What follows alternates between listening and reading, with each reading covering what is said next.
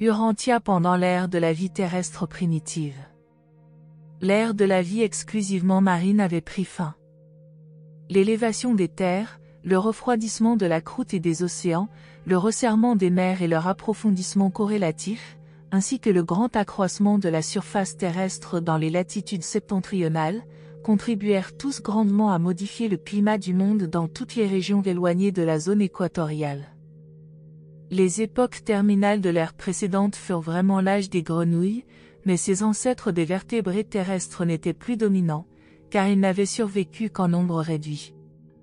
Très peu de types sortirent vivants des rigoureuses épreuves de la période précédente de tribulation biologique. Même les plantes porteuses de spores avaient presque disparu. 1. L'âge primitif des reptiles. Les dépôts d'érosion de cette période étaient surtout des conglomérats, du schiste et du grès. Le gypse et les couches rouges dans toutes ces sédimentations, en Amérique comme en Europe, indiquent que le climat de ces deux continents était aride. Ces régions arides furent soumises à une forte érosion provoquée par la chute de trompes d'eau violentes et périodiques sur les hautes terres environnantes. On trouve peu de fossiles dans ces couches, mais on peut observer sur les grès de nombreuses empreintes de reptiles terrestres. Dans beaucoup de régions, les dépôts de grès rouge de 300 mètres d'épaisseur de cette époque ne contiennent aucun fossile. Les animaux terrestres ne vécurent de façon continue que dans certaines parties de l'Afrique. L'épaisseur de ces dépôts d'érosion varie de 900 à 3000 mètres et atteint même 5500 mètres sur la côte du Pacifique. Des laves forcèrent plus tard leur chemin entre beaucoup de ces couches. Les palissades du fleuve Hudson furent formées par épanchement de lave basaltique entre ces strates triasiques. L'activité volcanique était intense dans différentes parties du monde. On trouve des dépôts de cette période en Europe, spécialement en Allemagne et en Russie. Le nouveau grès rouge de l'Angleterre appartient à cette époque. Du calcaire fut déposé dans les Alpes méridionales à la suite d'une invasion de la mer. Il se présente dans cette région sous la forme particulière des murs, des pics et des piliers de calcaire dolomitique. Cette couche se retrouve sur toute la surface de l'Afrique et de l'Australie. Le marbre de Carrare provient de ce calcaire modifié. On ne trouvera rien de cette période dans les régions méridionales de l'Amérique du Sud, du fait que cette partie du continent resta affaissée et ne présente donc que des dépôts d'origine marine ou aquatique, sans solution de continuité avec les époques antérieures et postérieures. Il y a 150 millions d'années commencèrent les périodes de vie terrestre primitive de l'histoire du monde. En général, la vie n'allait pas très bien, mais elle allait mieux qu'aux époques ardues et hostiles de la fin de l'ère de la vie marine.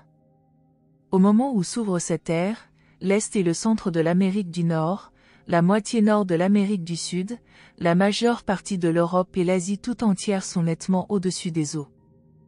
Pour la première fois, l'Amérique du Nord est géographiquement isolée, mais pas pour longtemps, car l'isthme du détroit de Bering émerge bientôt de nouveau, reliant le continent à l'Asie.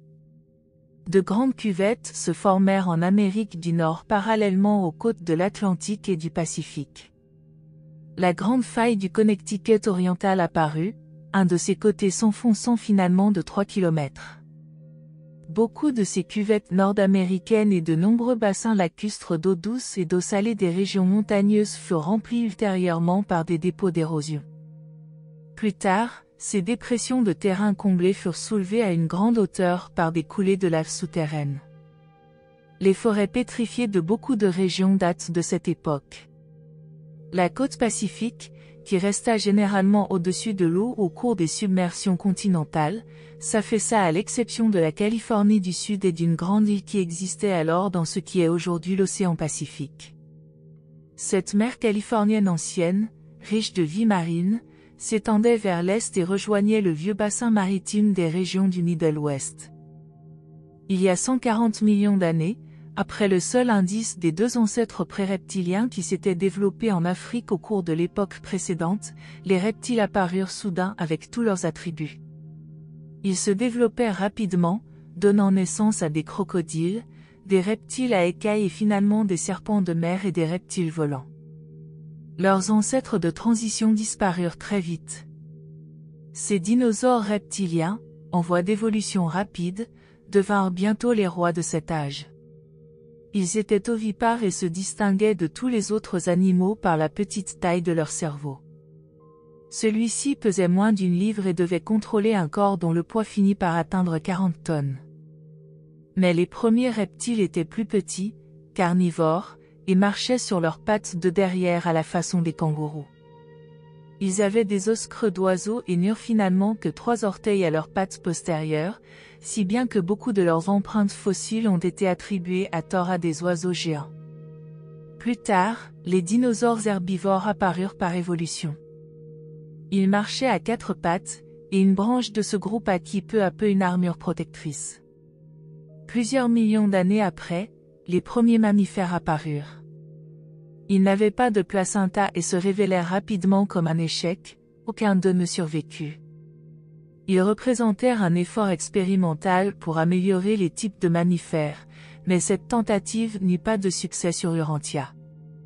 La vie marine de cette époque était réduite, mais s'amplifia rapidement grâce à une nouvelle invasion des mers qui provoqua, encore une fois, la formation de longues côtes littorales d'eau peu profondes. Ces basses côtes se trouvaient davantage autour de l'Europe et de l'Asie, et c'est pourquoi les plus riches gisements de fossiles se trouvent près de ces continents. Si vous voulez étudier aujourd'hui la vie de cette période, examinez les régions himalayennes, sibériennes et méditerranéennes ainsi que l'Inde et les îles du bassin Pacifique Sud. Un trait saillant de la vie marine était la présence d'une multitude de belles ammonites dont les fossiles se retrouvent dans le monde entier. Il y a 130 millions d'années, les mers avaient très peu changé. La Sibérie et l'Amérique du Nord étaient reliées par l'isthme du détroit de Bering. Une vie marine riche et particulière apparut sur la côte californienne du Pacifique, où plus d'1 millier d'espèces d'ammonites se développèrent à partir des types supérieurs de céphalopodes. Au cours de cette période, les modifications de la vie furent certainement révolutionnaires, malgré leur caractère transitionnel et graduel. Cette ère, qui s'étendit sur plus de 25 millions d'années, est connue sous le nom de Triasique. 2. La nouvelle phase de l'âge des reptiles. Il y a 120 millions d'années commença une nouvelle phase de l'âge des reptiles. Le grand événement de cette période fut l'évolution et le déclin des dinosaures.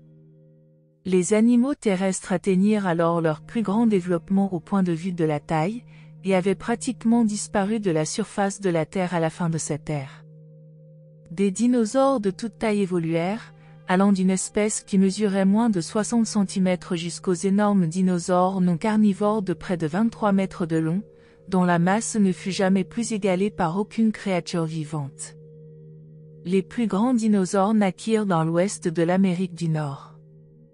Ces monstrueux reptiles sont ensevelis dans toute la région des montagnes rocheuses, le long de toute la côte atlantique de l'Amérique du Nord, en Europe occidentale, en Afrique du Sud et aux Indes, mais pas en Australie. Ces créatures massives perdirent leur force et leur activité en même temps que leur taille augmentait constamment. Elles exigeaient des quantités de nourriture tellement énormes et elles avaient envahi la terre à un tel point qu'elles moururent littéralement de faim et s'éteignirent, faute d'avoir l'intelligence nécessaire pour faire face à la situation. À cette époque, la majeure partie de l'Est de l'Amérique du Nord, qui était restée longtemps émergée, avait été nivelée et emportée par érosion dans l'océan Atlantique, dont la côte s'étendait sur plusieurs centaines de kilomètres plus à l'est qu'aujourd'hui. La partie occidentale du continent était toujours élevée, mais ces régions elles-mêmes furent ultérieurement envahies tant par la mer septentrionale que par le Pacifique qui s'étendit vers l'est jusqu'à la région des montagnes noires du Dakota. Ce fut un âge d'eau douce caractérisé par de nombreux lacs intérieurs, ainsi qu'en témoigne l'abondance des fossiles d'eau douce accumulés dans les gisements dits Morrison, du Colorado, du Montana et du Wyoming. L'épaisseur de ces dépôts combinés d'eau douce et d'eau salée varie entre 600 et 1500 mètres, mais ces couches renferment très peu de calcaire. La même mer polaire, qui s'étendit si loin vers le sud sur l'Amérique du Nord, couvrit de la même façon toute l'Amérique du Sud à l'exception des Andes, qui apparurent de bonne heure. La majeure partie de la Chine et de la Russie était inondée, mais c'est en Europe que l'invasion des eaux fut la plus importante. C'est au cours de cette submersion que fut déposée l'admirable pierre lithographique de l'Allemagne du Sud dont les strates ont conservé, comme datant d'hier, des fossiles tels que les ailes les plus délicates des insectes anciens. La flore de cet âge ressemblait beaucoup à celle du précédent. Les fougères persistaient, tandis que pins et conifères devenaient de plus en plus semblables aux variétés actuelles. Il se formait encore un peu de charbon le long des rives septentrionales de la Méditerranée. Le retour des mers améliora le climat. Les coraux s'étendirent dans les eaux européennes, ce qui prouve que le climat était encore doux et régulier, mais ils n'apparurent jamais plus dans les mers polaires, qui se refroidissaient lentement. La vie marine de cette époque s'améliora et se développa grandement, spécialement dans les eaux européennes. Coraux et crinoïdes apparurent temporairement en nombre plus grand qu'auparavant, mais ce furent les ammonites qui dominèrent la vie invertébrée des océans. Leur taille moyenne était de l'ordre de 7 à 10 cm, bien qu'une espèce eût atteint un diamètre de 2,50 m. Il y avait des éponges partout, tandis que les seiches et les huîtres continuaient à évoluer. Il y a 110 millions d'années, les potentiels de la vie marine continuaient d'apparaître. L'oursin de mer fut l'une des mutations les plus remarquables de cette époque. Les crabes, homards et autres types de crustacés modernes atteignirent leur plein développement.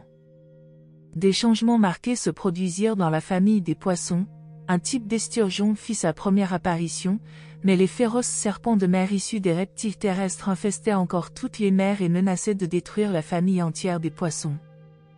Cet âge restait essentiellement celui des dinosaures. Ils envahirent la Terre à un tel point qu'au cours de la période précédente d'invasion de la mer, 2 espèces s'étaient réfugiées dans l'eau pour subsister.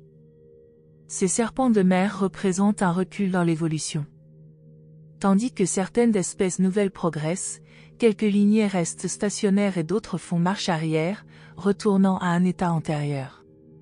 Et c'est ce qui advint quand ces 2 types de reptiles abandonnèrent la terre ferme. À mesure que le temps passait, les serpents de mer atteignirent une telle dimension qu'ils devinrent léthargiques et finirent par périr faute d'avoir un cerveau assez gros pour assurer la protection de leur immense corps. Leur cerveau pesait moins de 60 grammes en dépit du fait que ces énormes ichthyosaures atteignaient parfois 15 mètres de longueur, la plupart dépassant 10 mètres. Les crocodiles marins furent également une réversion d'un type terrestre de reptiles, mais, à la différence des serpents de mer, ces animaux retournaient toujours sur Terre pour pondre leurs œufs. Peu après que ces 2 espèces de dinosaures eurent émigré dans l'eau en vue d'une vaine tentative d'autopréservation, 2 autres types furent poussés, par l'âpre lutte pour la vie sur Terre, à chercher refuge dans les airs. Mais ces ptérosaures volants ne furent pas les ancêtres des véritables oiseaux des âges suivants. Ils évoluèrent à partir des dinosaures sauteurs aux os creux, et leurs ailes étaient semblables à celles des chauves-souris avec une envergure de 6 à 8 mètres. Ces anciens reptiles volants atteignirent 3 mètres de long, ils avaient des mâchoires extensibles très semblables à celles des serpents modernes. Pendant un certain temps, ces reptiles volants semblèrent être un succès, mais ils ne réussirent pas à évoluer de manière à pouvoir survivre comme navigateurs aériens. Ils représentent les lignées éteintes des précurseurs des oiseaux. Les tortues se multiplièrent durant cette période et firent leur première apparition en Amérique du Nord. Leurs ancêtres étaient venus d'Asie en suivant l'isthme du Nord. Il y a 100 millions d'années, l'âge des reptiles tirait à sa fin. Les dinosaures, malgré leur masse énorme, n'étaient que des animaux presque sans cervelle et manquaient de l'intelligence suffisante pour fournir la nourriture nécessaire à des corps aussi gigantesques. C'est pourquoi ces pato-reptiles terrestres périrent en nombre toujours croissant. Désormais l'évolution suivra la croissance du cerveau et non la masse du corps. Le développement du cerveau caractérisera chaque époque successive de l'évolution animale et du progrès planétaire. Cette période, qui embrasse l'apogée des reptiles et le commencement de leur déclin, s'étend sur près de 25 millions d'années, elle est connue sous le nom de Jurassique. 3. Le stade Crétacé. La période des plantes à fleurs. L'âge des oiseaux. La grande période Crétacée tire son nom de la prédominance, dans les mers, des prolifiques foraminifères producteurs de craie. Cette période conduit Urantia presque à la fin de la longue domination des reptiles et voit apparaître, sur la Terre, les plantes à fleurs et les oiseaux. C'est également l'époque où se termine la dérive des continents vers l'ouest et vers le sud. Elle accompagne de gigantesques déformations de la croûte terrestre ainsi que d'immenses coulées de lave et une grande activité volcanique. Vers la fin de la période géologique précédente, la majeure partie des masses continentales était nettement émergée, bien qu'il n'y eût pas encore de pics montagneux. En continuant, la dérive des terres continentales rencontra son premier grand obstacle sur le lit profond du Pacifique. Ce conflit de forces géologiques donna le branle à la formation de toute la chaîne de montagnes qui s'étend, dans une direction nord-sud, de l'Alaska au Cap Horn en passant par le Mexique. Cette période marque ainsi, dans l'histoire géologique, le stade de formation des montagnes modernes. Avant cette époque, les pics montagneux étaient rares, il n'y avait que de hautes crêtes d'une grande largeur. À cette époque, la chaîne côtière du Pacifique commençait à s'élever, mais elle était située à 1100 km à l'ouest du littoral actuel. Les sierras commençaient également à se former, leurs couches de quartz aurifère résultent des coulées de lave de cette époque. Dans l'est de l'Amérique du Nord, la pression de l'Atlantique travaillait également à provoquer une élévation de terrain. Il y a 100 millions d'années, le continent nord-américain et une partie de l'Europe émergeaient franchement. Le gauchissement des continents américains continuait, il produisit la métamorphose des Andes sud-américaines et l'élévation progressive des plaines occidentales de l'Amérique du Nord. La majeure partie du Mexique s'enfonça sous la mer, et l'Atlantique Sud envahit la côte orientale de l'Amérique du Sud, atteignant finalement le littoral actuel. L'océan Atlantique et l'océan Indien avaient alors sensiblement la même configuration qu'aujourd'hui. Il y a 95 millions d'années, les masses continentales de l'Amérique et de l'Europe recommencèrent à s'enfoncer. Les mers du Sud se mirent à envahir l'Amérique du Nord et s'étendirent progressivement vers le nord pour rejoindre l'océan Arctique. Ce fut la deuxième en importance des submersions continentales. Lorsque cette mer finit par se retirer, elle laissa le continent à peu près tel qu'il est maintenant. Avant le début de cette grande submersion, les hautes terres de l'est des Appalaches avaient été presque complètement érodées et ramenées au niveau de la mer. Les couches d'argile pure aux nombreuses couleurs, qui sont maintenant utilisées pour fabriquer des poteries, furent déposées sur les régions côtières de l'Atlantique au cours de cet âge, leur épaisseur moyenne avoisine 600 mètres. Une grande activité volcanique se manifesta au sud des Alpes et le long de la chaîne montagneuse côtière de la Californie actuelle. Les plus grandes déformations de la croûte terrestre qui aient eu lieu depuis des millions et des millions d'années se produisirent au Mexique. De grands changements eurent lieu également en Europe, en Russie, au Japon et dans la partie méridionale de l'Amérique du Sud. Le climat devint de plus en plus diversifié. Il y a 90 millions d'années, les angiospermes émergèrent de ces mers crétacées primitives et envahirent bientôt les continents. Ces plantes terrestres apparurent soudain en même temps que les figuiers, les magnolias et les tulipiers. Peu après, figuiers, arbres à pin et palmiers recouvrirent l'Europe et les plaines occidentales de l'Amérique du Nord. Aucun animal terrestre nouveau n'apparut. Il y a 85 millions d'années, le détroit de Bering se ferma, isolant les eaux refroidissantes des mers septentrionales. Jusque-là, la vie marine des eaux du golfe du Mexique et de l'Atlantique avait grandement différé de celle de l'océan Pacifique, du fait des variations de température entre ces deux masses d'eau. Cette différence disparut alors. Les dépôts de craie et de marnes gréseuses vertes donnent leur nom à cette période. Les sédimentations de cette époque sont variées et consistent en craie, schiste, grès et petites quantités de calcaire, ainsi qu'en charbon de qualité inférieure ou lignite. Dans beaucoup de régions, elles contiennent du pétrole. L'épaisseur de ces couches varie de 60 mètres dans certains lieux à 3000 mètres dans l'ouest de l'Amérique du Nord et en beaucoup d'endroits de l'Europe. On peut observer ces dépôts dans les parties déformées des contreforts orientaux des montagnes rocheuses. Dans le monde entier, ces couches poreuses semi-rocheuses sont imprégnées de craie, Elles recueillent l'eau à leurs affleurements synclinaux et la dirigent vers le bas pour alimenter une grande partie des régions actuellement arides de la Terre. Il y a 80 millions d'années, de grandes perturbations se produisirent dans la croûte terrestre. La dérive continentale vers l'ouest approchait de sa fin, et l'énorme énergie de la lourde inertie acquise par les masses continentales de l'arrière-pays bouleversa le littoral pacifique des deux Amériques. Elle provoqua, par contre-coup, de profonds changements le long des rives asiatiques du Pacifique. Cette élévation circumpacifique de terre, dont l'apogée est représentée par les chaînes de montagnes actuelles, a plus de 40 000 km de longueur. Les soulèvements qui accompagnèrent sa naissance furent les plus grandes déformations de surface qui aient eu lieu depuis l'apparition de la vie sur Urantia. Les coulées de lave, tant souterraines que superficielles, furent importantes et étendues. La période d'il y a 75 millions d'années marque la fin de la dérive continentale. De l'Alaska au Cap Horn, les longues chaînes côtières du Pacifique étaient parachevées, mais elles ne comportaient encore que quelques pics. Le contre-coup de l'arrêt de la dérive continentale accentua l'élévation des plaines occidentales de l'Amérique du Nord tandis qu'à l'est, les Appalaches de la région littorale de l'Atlantique, complètement érodées, étaient projetés verticalement vers le haut avec des basculements faibles ou nuls. Il y a 70 millions d'années se produisirent des déformations de la croûte en rapport avec l'élévation maximum de la région des montagnes rocheuses.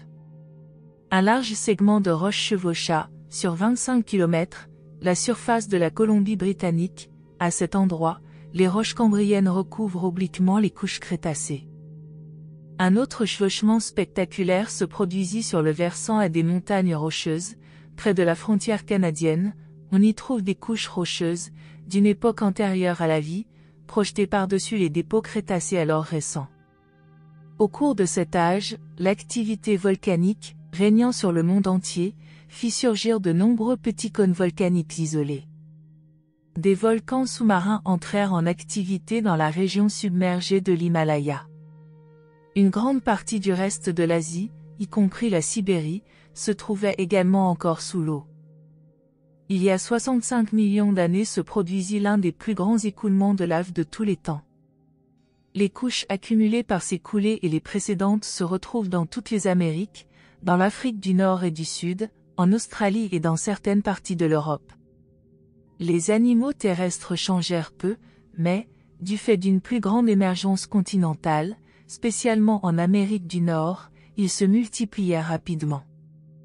L'Amérique du Nord fut le grand champ d'évolution des animaux terrestres de ces temps, car la majeure partie de l'Europe était alors submergée. Le climat était encore chaud et uniforme.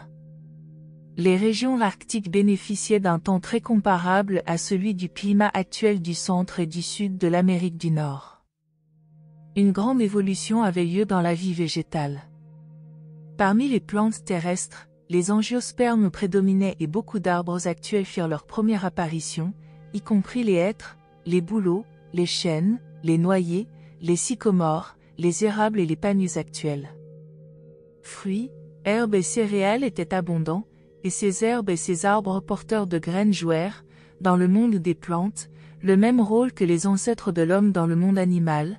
L'importance de cette étape dans l'évolution n'est dépassée que par l'apparition de l'homme lui-même. Soudain et sans transition préalable, la grande famille des plantes à fleurs apparut par mutation. Cette nouvelle flore recouvrit bientôt le monde entier. Il y a 60 millions d'années, bien que les reptiles terrestres fussent sur leur déclin, les dinosaures étaient toujours les rois de la Terre, mais la préséance fut prise par les types plus agiles et plus actifs de dinosaures carnivores, appartenant aux variétés sauteuses de petite taille du genre kangourou. Mais, quelque temps auparavant, étaient apparus de nouveaux types de dinosaures herbivores qui se multipliaient rapidement par suite de l'apparition des plantes terrestres de la famille des herbacées. Un de ces nouveaux dinosaures herbivores était un véritable quadrupède muni de 2 cornes et d'un bourrelet en forme de cape sur le garrot. Le type de tortue terrestre de 6 mètres de diamètre apparut, ainsi que les crocodiles modernes et les vrais serpents de type moderne. De grands changements se produisaient aussi parmi les poissons et d'autres formes de vie marine.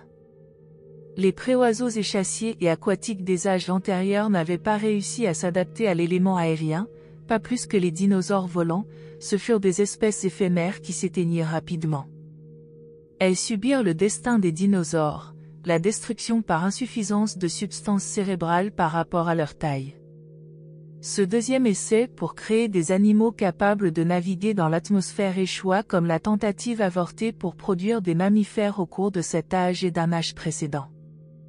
Il y a 55 millions d'années, la marche de l'évolution fut marquée par l'apparition soudaine du premier véritable oiseau, une petite créature du genre pigeon, qui fut l'ancêtre de tous les oiseaux. Ce fut le troisième type de créature volante qui apparut sur Terre, elle jaillit directement du groupe reptile, et non des dinosaures volants contemporains ni des types antérieurs d'oiseaux terrestres dentés. C'est pourquoi cette période est connue comme l'âge des oiseaux et celui du déclin des reptiles. 4. La fin de la période Crétacée. La grande période Crétacée se terminait, sa clôture marque la fin des grandes invasions des continents par les mers. Ceci est particulièrement vrai pour l'Amérique du Nord où il y avait eu 24 grandes inondations. Bien que des submersions d'importance moindre se soient produites par la suite, aucune de ces dernières ne peut se comparer aux vastes et longues invasions marines de cet âge et des âges précédents. Ces périodes où la terre et la mer avaient alternativement le dessus se sont déroulées par cycles de millions d'années. Les élévations et les affaissements des fonds océaniques et des masses continentales se sont effectués selon un rythme multimillénaire. Et ces mêmes mouvements rythmiques de la croûte terrestre se perpétueront depuis lors tout au long de l'histoire de la Terre, mais avec une amplitude et une fréquence en diminution constante. Cette période voit aussi la fin de la dérive continentale et la formation des montagnes modernes d'Urantia. Pourtant, la pression des masses continentales et le blocage de la force vive de leur dérive séculaire ne sont pas les seuls facteurs de la formation des montagnes. Le facteur principal et sous-jacent qui détermine l'emplacement d'une chaîne montagneuse est l'existence préalable d'une basse terre, ou cuvette, qui a été comblée par les dépôts relativement plus légers de l'érosion terrestre et par les apports marins des âges précédents.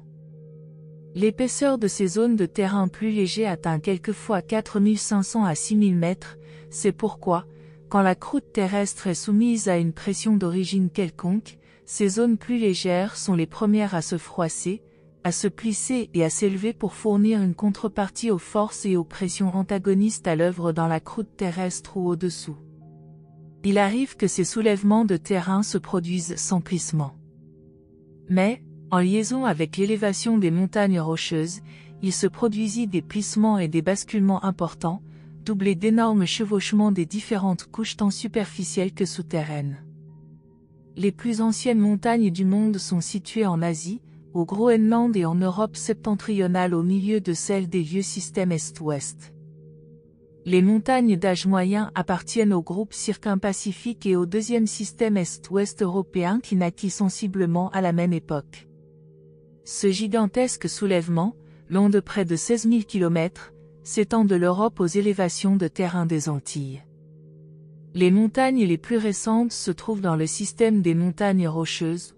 Pendant des âges, des élévations de terrain ne s'étaient produites que pour être successivement recouvertes par les eaux, bien que certaines des plus hautes terres aient subsisté sous forme d'îles. Après la période de formation des montagnes d'âge moyen, de véritables hautes terres montagneuses furent soulevées. Elles devinrent ultérieurement les montagnes rocheuses actuelles après avoir été ciselées par le génie artistique combiné des éléments naturels. La région actuelle des montagnes rocheuses en Amérique du Nord n'est pas celle de l'élévation de terrain originelle, cette dernière avait été depuis longtemps nivelée par l'érosion, puis élevée de nouveau. L'actuelle chaîne avancée est tout ce qui reste de la chaîne originelle ressoulevée. Le pic-pic et le pic long sont des exemples marquants de cette activité orogénique qui s'étendit au moins sur 2 générations de la vie des montagnes. Ces 2 pics avaient gardé leur sommet au-dessus de l'eau durant plusieurs inondations antérieures. Tant sur le plan biologique que sur le plan géologique, cette ère fut active et mouvementée sur Terre et dans les eaux. Les oursins de mer se multiplièrent, tandis que coraux et crinoïdes diminuaient. Les ammonites, dont l'influence avait été prépondérante au cours d'une ère précédente, déclinèrent, elles aussi, rapidement. Sur Terre, les forêts de fougères furent en grande partie remplacées par des pins et autres arbres actuels, dont les gigantesques séquoias. Vers la fin de cette période, les mammifères placentaires ne sont pas encore apparus, mais le cadre biologique est parfaitement prêt pour l'apparition, dans un âge ultérieur, des ancêtres primitifs des futurs types de mammifères. Ainsi se termine une longue ère de l'évolution du monde s'étendant de la première apparition de la vie terrestre jusqu'au temps plus récent des ancêtres immédiats de l'espèce humaine et de ses branches collatérales.